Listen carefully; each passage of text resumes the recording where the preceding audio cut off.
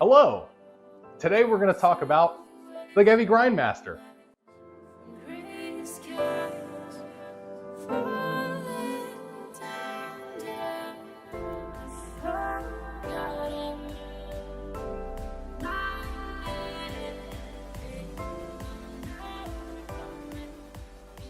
Gevi sent me this beta testing version of their new GrindMaster 64mm single dose burr grinder, basically to try it out, use it for a few weeks, gather my thoughts, and then talk to you about it. So today what I want to do is take this thing top to bottom, go over all the features, the quirks, the advantages, where it fits into the market, compare it to some other options out there that are at a similar price point or offer similar features, and then help you make an educated and informed decision on whether or not you should back this project as a crowdfunded grinder. So I think the best way to benchmark a new product in a saturated space is to pit it directly against its competitors. I was able to borrow a Niche Zero from a friend all the way across the country in California. I'll tag his information below. And I am a DF83 owner. So we've got kind of the icon of home espresso and filter grinders. And then we've got sort of the top of the line model from the Turin series. I think the GrindMaster has a lot more features than both of these grinders, but we're going to test a couple of things. We're going to put them head to head. We're going to taste them. And then I'll kind of give you my honest opinions, and you can sort of form your own from there. Not unlike the Niche, the GrindMaster is pretty quiet, whereas the DF83 produces a lot of really harsh noise. I'm going to go ahead and take the doses out and we can compare fines. So the DF83, because of, in my opinion, likely how fast the burrs are moving, you do get a lot of fines production. With the Niche, I would say that's exceptionally low as far as fines are concerned. And with the GrindMaster, surprisingly, I think we actually have even lower fines than we did with the Niche.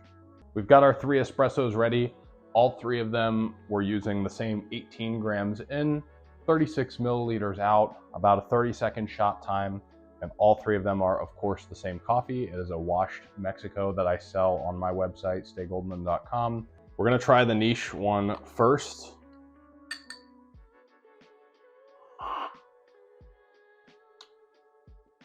Very sweet, getting a lot of the green apple, a little bit of the cinnamon, not a lot of the molasses, not a lot of the cocoa, but the fruity notes are coming out. Next up, we're going to have the GrindMaster. Give this a little stir.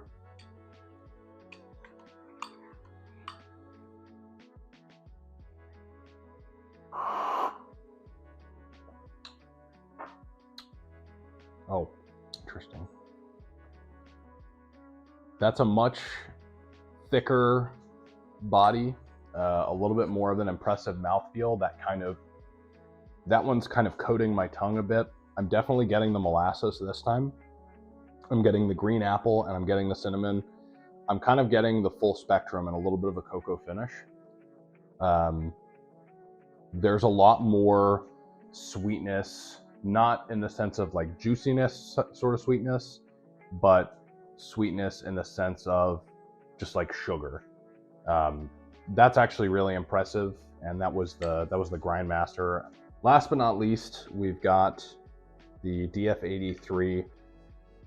Put that to the test.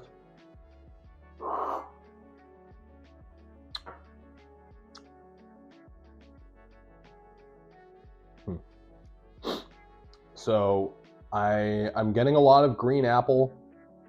I'm getting a little bit of like a malic acidity.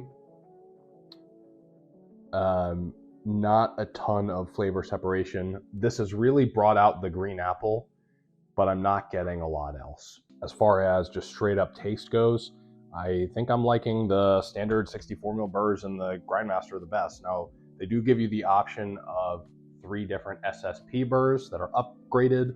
They gave me the choice when they sent me my beta testing model of what set I wanted. I said just give me the standard Orion burrs, and I'm pretty impressed so far. So I'm gonna go ahead and clear all this off, do some grind size adjustment, and we're gonna make pour overs.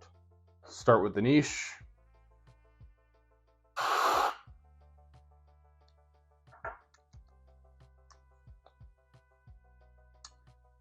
I'm getting this to me almost just straight up tastes like a tea with some added fruits.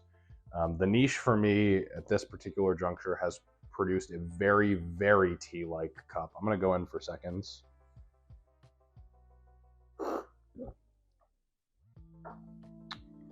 I'm getting some of the orange, some of the lemon, a little bit of malic acidity from the apple, or from the cider. I'm gonna go ahead and go to the GrindMaster now. This is gonna be really interesting because it is marketed as a full range grinder. The burrs that I have in here are capable of producing espresso as well as filter.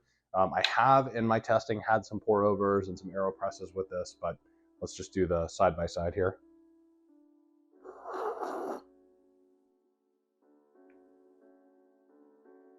I'm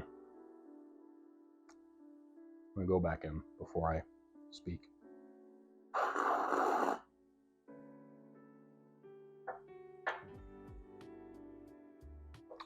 A little bit more of a little bit thicker in terms of mouthfeel and body, a little bit more kind of full and punchy. Getting a little bit more of the citrus, not to the point of acidity, but definitely getting those citrusy notes. I'm not really getting as much of that sort of light and tea-like side of it as I was when I tasted the niche.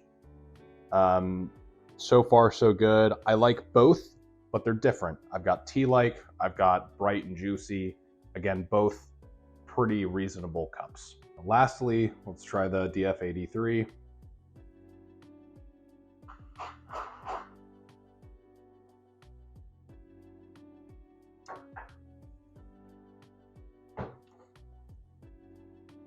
More body than the niche, less body than the GrindMaster, more citrus than anything, more of the lemon and orange. If I want something that's a little bit more delicate, tea-like, floral, I think the niche is a clear choice. If I want to get those fruity, punchy notes, the standard 64 ml burrs that come on the GrindMaster, I think are a slam dunk. I'm getting a lot of those bright, fruity, juicy, a little bit of everything. If you just want to, taste everything that the roaster puts on the bag, you want to taste all the flavors, then DF83. You know, you're going to get that clarity, you're going to get that flavor separation. I definitely think that the GrindMaster is a very strong contender, especially at the Indiegogo price of between $500 and $600 US. I think it's an extremely capable grinder with a lot of features. And personally, if I had to buy one of these right now, I'm buying the GrindMaster. Look, I get it. Everybody's got crowdfunding fatigue. When I first got an ad for the GrindMaster, I also groaned at the thought of, oh, here we are, another crowdfunding grinder. But after using this as my main grinder for the last 2 weeks, I can very comfortably and confidently say I would much rather use this pretty much most of the time than the DF83 that I bought for $700 or $800. And in a lot of ways, I kind of see this as being like a budget alternative to the Zerno. Look, if you're getting in on the ground level with this thing, I don't think there's any way you can go wrong with the standard burrs, either color, or any of the other 3 burr options. The best thing that you can do is continue to do your own research, form your own opinion, and decide whether or not you want to back the Indiegogo campaign, which I'll have linked in the description below.